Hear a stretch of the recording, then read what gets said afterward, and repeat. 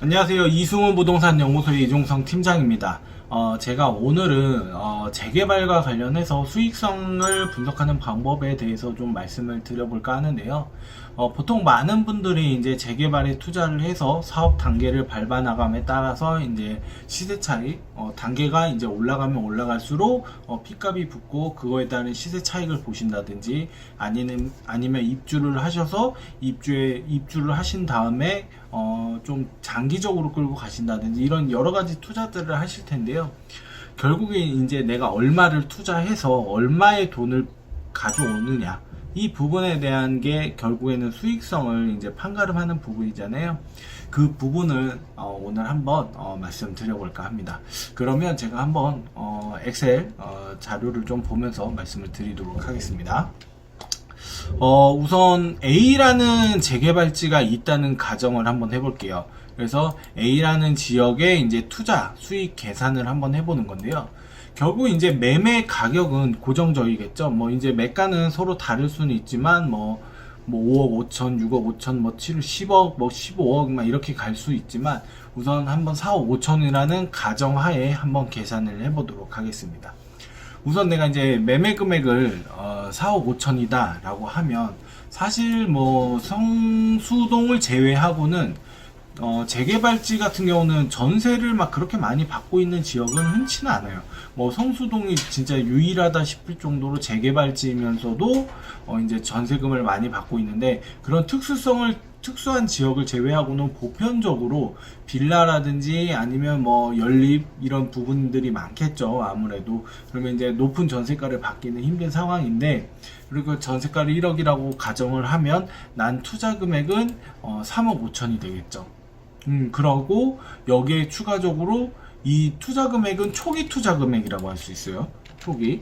다시 한번 적어보면 이거는 투자 금액이 초기 투자 금액이라는 가정을 해보는 거고, 그리고 이제 조합원 분양가라든지 권리가, 이 권리가 같은 경우는 이제 그 감정평가를 받겠죠. 물론 이거는 관리처분 단계에서 이제 나오는 부분이지만, 우리가 이제 관리처분 전 단계들 이럴 때 투자를 하신다고 하시면 우리가 향후 얼마의 권리가가 나올까, 이런 부분도 예측을 해야 결국엔 수익성을 좀 분석할 수 있는 부분이잖아요.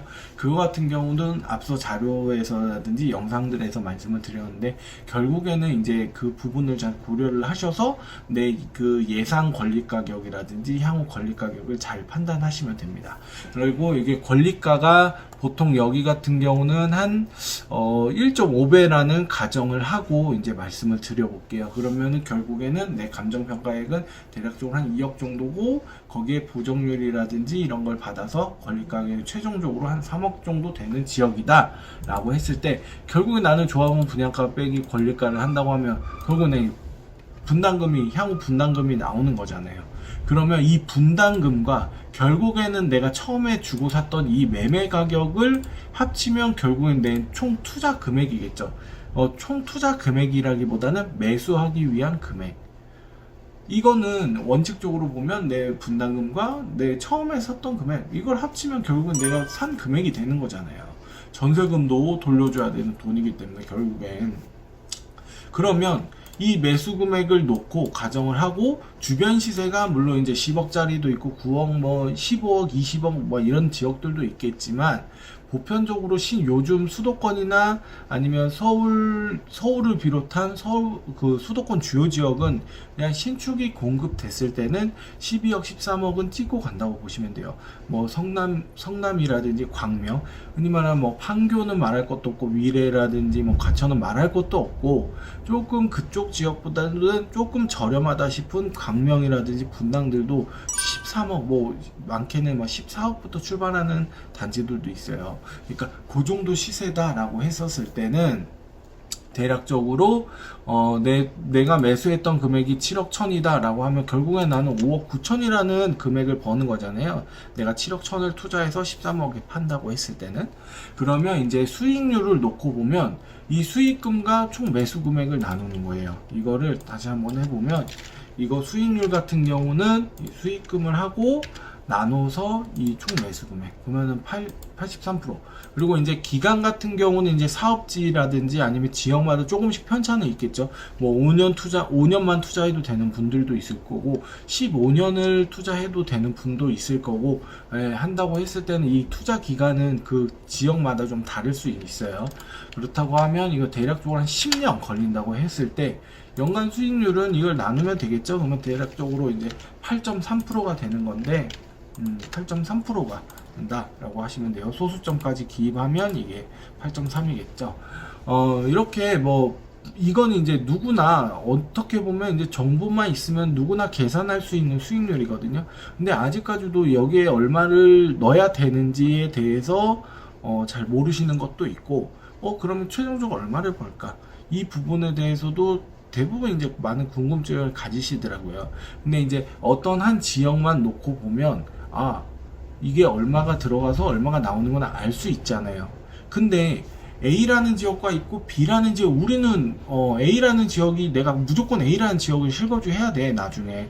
그럼 A라는 데를 사는데 그냥 투자라고 하면 우리는 A랑 B랑 C랑 D랑 막 고르잖아요. 그러니까 그런 걸 고르실 때 어느 정도 내가 수익률은 좀 알고 고를 줄 아셔야 된다. 이거를 좀 말씀드리기 위해서 이렇게 해서 간단하게 할 수 있는 건데 어디가 좋을까요? 이렇게 여쭤보는 분들이 많거든요.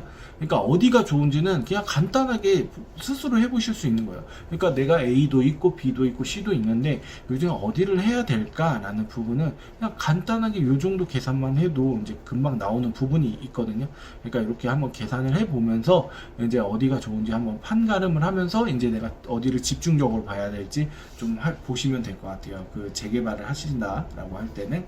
근데 이거는 사실 좀 표면으로 드러난 부분만 보고 이제 계산을 하는 거라고 보면 돼요. 한데 우리가 이제 투자라는 건 결국 실전이잖아요. 실전에서는 좀 달라지는 내용들이 많거든요. 이 부분을 좀 한번 보겠습니다. 다시 한번 해봐 드릴게요. 실전이다 라고 했을 때는 결국에는 우리가 계산을 할 때 결국 우리는 대출이라는 걸 활용을 해서 부동산을 매수하시는 경우도 있잖아요. 이 대출을 활용하게 되면 확실히 이제 좀 달라지는 모습이 좀 보일 수가 있어요. 그러니까 이 대출을 활용한다라고 한번 해볼게요. 대출을 활용할 경우, 근데 뭐 매매 가격이 달라지는 것도 아니고 전세 가격 그리고 뭐 초기 투자 금액이 달라지는 건 아니에요. 결국에는 그렇다고 뭐 조합원 내가 대출 받는다고 해서 뭐 조합원 분야가 달라지는 것도 아니고 뭐 권리가라든지 분담금이 달라지는 것도 아니죠. 그러면 어디서부터 달라지냐라는 부분을 좀 보셔야 돼요. 우선 우리가 이렇게 한다고 했을 때 여기서 이제 대출이라는 걸 활용하게 되면 결국에는 내 분양가 대비해서 이제 내가 대출을 받는 거거든요. 근데 뭐 많게는 이런 경우도 있어요. 계약금을 처음에 20%를 내고 뭐 중도금을 순차적으로 내다가 잔금을 20% 내는 경우도 있고 아니면 입주 때 뭐 전부 내는 분도 있고. 근데 이제 보편적이라는 것만 좀 고려를 해서 한번 해볼게요. 그러면 우리가 보편적으로 그래도 서울에서 괜찮은 지역이라든지 이런 거를 좀 투자하실 때는 대출이 크게 많이 나오진 않는 건 맞아요. 그러면 이제 대략적으로 한 40% 정도 대출이다 라고 생각을 해보고 한번 계산을 해볼게요. 그러면은 대출 가능액을 보통 이제 여기 같은 경우는 분양가를 해가지고 한 0.4% 그러니까 40%라고 한다고 쳐볼게요. 그러면 실질적으로 나는 한 2억 2,400이 대출이 나오는 거죠. 그러면은 보세요. 여기서 이렇게 내가 대출을 받는다고 했을 때는 총 매수 금액이 달라지는 거예요. 총 매수 금액이. 왜? 나는 여기서 결국은 내 현금이 7억 1천이 있어 내 주머니에서 나오는 게 아니고 대출이라는 결국 레버리지 효과를 활용하는 거잖아요. 그러면 내 투자 금액이 달라지겠죠. 그러면 내 총 투자 금액, 순 투자 금액이라고 할게요. 투자 금액은 결국에는 이제 총 매수 금액이 빼기 이제 대출 금액이 빠지는 거예요. 그러면 나는 순 투자 금액은 4억 8,600이 되는 거라고 보시면 돼요. 그러면은 수익률도 당연히 달라지겠죠. 그렇다고 해서 뭐 수익금이 달라지는 건 아니에요. 수익금은. 왜냐면 이 수익금이라는 게 결국에는 내 순 투자 금액이 달라지는 거지. 내 여기서 사실 이 7억 1000이라는 금액 안에는 모든 게 포함된 거잖아요. 전세 가격도 나중엔 돌려줘야 되는 돈이고, 대출도 결국 나중엔 다 돌려줘야 되는 돈이기 때문에 뭐 수익이 늘어나는 건 아니에요. 그러니까 이제 계산을 하실 때 뭐 수익을 늘리시거나 이런 부분은 아닙니다. 그러면 이게 수익률이 있다라고 했을 때는 결국에 내 순 투자 금액이 되겠죠. 앞서서는 매수 금액으로 했는데 요거는 수익 금액으로 한 번을 해볼게요. 이렇게 수익 금액으로 한다고 했을 때는 10년이라고 하면 12.1%겠죠. 이렇게 내가 대출을 활용한다라고 하시면 이렇게 확실히 수익률이 달라지는 부분이에요. 결국 레버리지 효과를 일으켜가지고 이제 대출을 받아가지고 이제 투자를 한다라고 하면 이제 수익률이 확 뛰죠. 뭐 그러면 대출 받으면 이자 내야 되지 않냐라고 뭐 말씀을 하시는데, 맞죠, 이자는 내죠. 근데 1년에 내가 월 한 2억 빌려서 이제 얼마나 낼까요? 한 4%라고 해도 대략적으로 뭐 한 20만원 낸다고 쳐도 그러면 총 대략적으로 놓고 보면 200만원, 연 200만원이에요. 그러면 10년 하면 2천 내는 거예요. 10년에 해봐야 2천 낼까 말까 한 상황에서 그렇게 한 상황에서 내가 투자 금액을 확 다운 시킬 수 있는데, 내가 돈이 있어서 난 대출 받기가 싫어 이런 분들이라면 안 하시는 것도 맞긴 하지만, 보편적으로 내가 이제 7억이라는 돈이 없고 내가 5억 미만으로 투자는 가능하고 지렛대 효과를 활용하고 싶어 라고 하시는 분들이라면 수익률을 극대화하신다 라고 했을 때 수익률은 확 더 뛴다 라고 보실 수가 있어요. 근데 이렇게 해서 내가 대출을 활용해서 실입주하고 막 이렇게 하는 부분에 투자가 있기 때문에 이런 정도의 수익률, 그리고 이제 앞으로의 시세 상승이라든지 이런 건 순수 내 자산이잖아요. 이렇게 해가지고 내가 이제 내 집 마련을 하시는 방법도 있고, 투자 금액이 더 안 된다 라고 하시는 분들에 한해서는 내가 실거주는 지금 당장은 못하지만 입주 시점을 기준으로 해서예요. 입주 시점이 뭐 10년이든 7년이든 뭐 8년이든 집이 지어지고 나서 실입주는 안 되지만 향후 내가 이제 결국에는 내 집 마련을 언젠가는 해야 되는 분들인데 돈이 모자라, 현재로는 자산이 좀 많이 모자르시다 라고 하시는 분들은 결국에는 이제 대출도 대출이지만 갭 투자로 활용하시면 됩니다. 이 갭 투자를 활용하시면 투자 금액은 더 많이 다운 시킬 수가 있어요. 한번 전세를 활용하시면 어떤 식으로 투자가 되는지 한번 말씀을 드려볼게요. 방금 거는 이제 대출을 활용했던 부분이고, 이제 전세를 활용했을 때 수익률을 라든지 어떻게 하는 건지 한번 해볼게요. 이거는 앞서선 대출이었고, 이건 전세를 활용한다 라고 했을 때 똑같아요. 매매 금액, 전세 금액, 그리고 초기 투자 금액, 뭐 이런 게 달라지는 거 아니에요. 결국에는 뭐 똑같겠죠, 이거는. 근데 이제 내가 이제 중도금 대출이라든지 이런 거 같은 경우는 이제 당연히 받는 부분도 있곤 하겠지만, 결국에는 내가 이제 전세를 활용하는 거잖아요. 그러니까 우선 대출은 빼버릴게요. 아예 빼버리고, 잠시만요. 총 매수 금액은 7억 1000이죠. 앞서서 말씀드렸던 부분이에요. 근데 이제 순 투자 금액은 앞서서 대출을 받았던 부분을 뺐죠. 근데 이 순 투자 금액 개념은 이미 사라진 지 오래입니다. 그리고 주변 시세는 중요하겠죠. 이 주변 시세가 뭐가 중요하냐면, 결국에는 내가 이제 입주 시점의 전세 가격을 결국에는 결정짓는 부분이 있어요. 이게 뭔 얘기냐? 결국에는 이제 입주 시 전세, 입주 시 전세라고 좀 볼게요. 그러면은 보편적으로 이제 대규모 개발이라든지 재개발이라든지 일시적 공급이 확 늘어나는 지역에 대해서는 뭐 처음에 전세가가 뭐 80% 90% 이렇게까지 맞춰지진 않습니다. 보편적으로 과거에는 한 40에서 50, 뭐 적게는 뭐 30인대 이렇게 나오기도 했었는데 그렇게까지 나오진 않고 보편적으로 한 4, 50 정도라고 보시면 돼요. 근데 지금 현재는 워낙 전세 가격이 높다 보니까 고공행진을 하고 하다 보니까 뭐 60, 뭐 70 이렇게 70까지는 좀 힘들겠지만 그래도 60은 나오는 상황이에요. 그래도 보수적으로 한번 잡아서 50, 60이라고 했을 때 내가 이제 입주 시 13억 정도 시세하는 아파트의 전세 금액을 약 한 60%로 한번 잡아볼게요.